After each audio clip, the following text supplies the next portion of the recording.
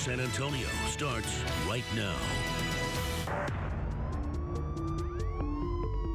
We have got to get DFD down here now. He is home safe right now. 169, get him here. This was a well-planned, well-thought-out, evil tragedy. Texas is going to be greater going forward, unaltered, unaffected by this act of cowardice. Reaction continues to pour in tonight after a night of terror in Dallas. Good evening, I'm Randy Beamer, live here in Dallas with team coverage of what happened here last night. And again, that reaction today, the feelings here today in Dallas and from all over this country. We're bringing you the latest on the killing of 5 police officers in that sniper attack. We have 2 crews reporting here in Dallas with me. Want to let you know first what we know right now.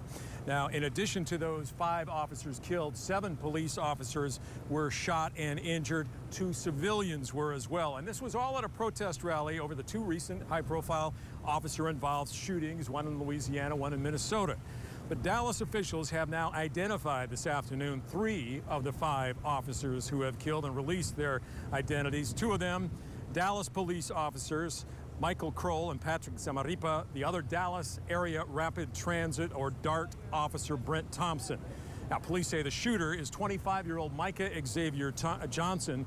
He is a former U.S. Army reservist. He had no criminal record.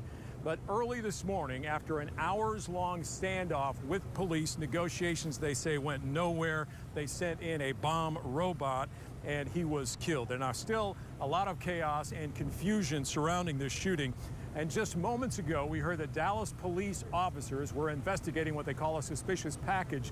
Now, we are here at City Hall. That suspicious package was found a few blocks away from here in an area still closed off to traffic. And our Ashley King is there live with the latest. Ashley?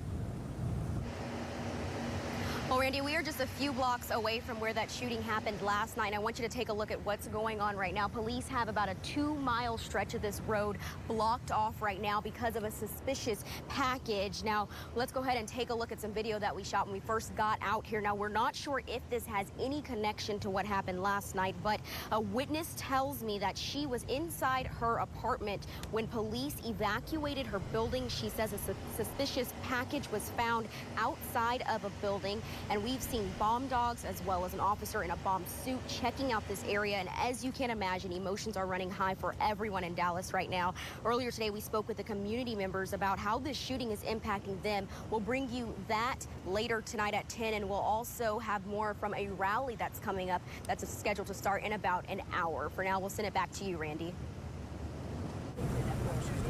All right, thanks, Ashley. Meanwhile, Governor Greg Abbott here at the City Hall just within the past hour offered his condolences to the families of the officers, everyone involved. But Lieutenant Governor Dan Patrick earlier today offered a more controversial approach. It was more confrontational as he blamed Black Lives Matter protesters for this kind of violence. Too many in the general public who aren't criminals but have a big mouth are creating situations like we saw last night. And the protest group from last night says the rally had remained peaceful up until the shots were fired. Now today, the organizers of that protest held a press conference here today to talk about what they had hoped would happen last night, to condemn the violence, and our Michael Locklear was there for that, joins us live. Michael? Randy, we're here outside Dallas Police Headquarters where a memorial is growing tonight. People stopping by and leaving, as you can see, flowers, American flags, teddy bears, candles on top of 2 police cruisers. I also want to give you a sense of the media presence that is here. More than a dozen cameras, I'd say, reporters from across the country, even international media. And earlier today, as you mentioned, we heard from the pastor who spearheaded that demonstration and march, calling for love, not violence. Reverend Jeff Hood told News 4 he organized a last-minute peaceful protest, and it turned into a nightmare. Hundreds had been raising their voices in response to officers shooting black men in 2 other states. The Reverend says he's still trying to make sense of what happened, the why behind all the gunfire that sent people scrambling. This is a devastating time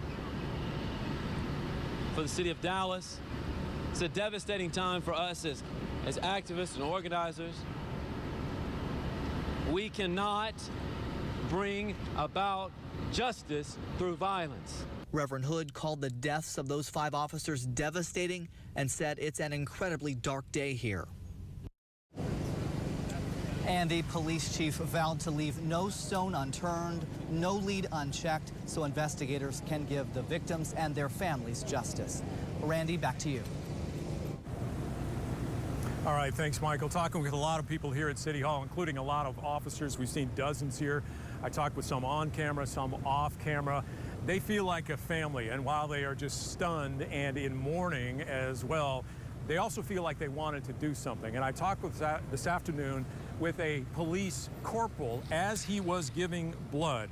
Now, this, we're told, was a planned event here at City Hall by the American Red Cross, planned for the public and for city workers to donate. But of course, after last night's shooting, with 12 officers shot, a number of those injured in the hospital, the police department put out a call, and those who could came out. Of course, a lot of them were tired. Some of them couldn't be here today. But while he was giving blood, 4 fellow officers, he told me what he hopes will happen now.